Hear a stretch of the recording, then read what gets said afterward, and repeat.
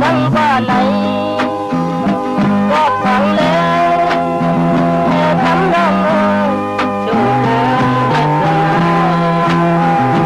ก็เกิดตาย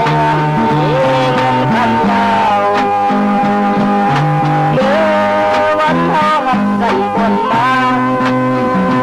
ยังไม่เกิดแต่ที่ทำทั้งบ้านไหนก็ฟังแล้วทำน้องเลยอยู่เกินเหตุใดก็เกิดตายมีเงินคำยาวอย่าตีน้องเป็นพันนัดที่หางนาที่อ่านหับไทยก็เลยเต่ายาวหักก็ลาไว้เลยอยากไม่ซ้ำยาวด้านหักใจไม่เปียกใจเป็นหักคำน้องก็เลี้ยวคอยไปเลยทำใจบอกคองคำน้องงอนที่เฮยไว้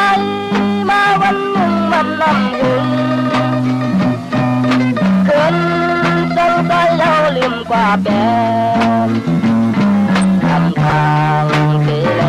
หกยายาคำเตือนนำ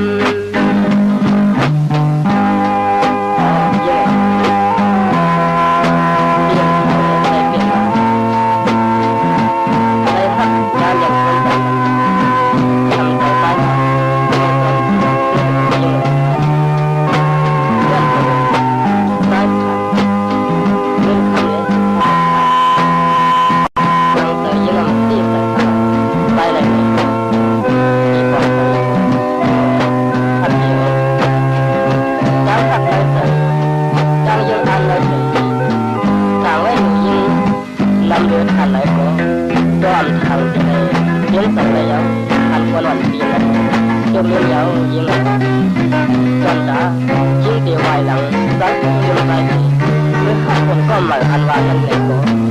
ปีบระวังกันยังทำให้เกิดเรื่องเวลา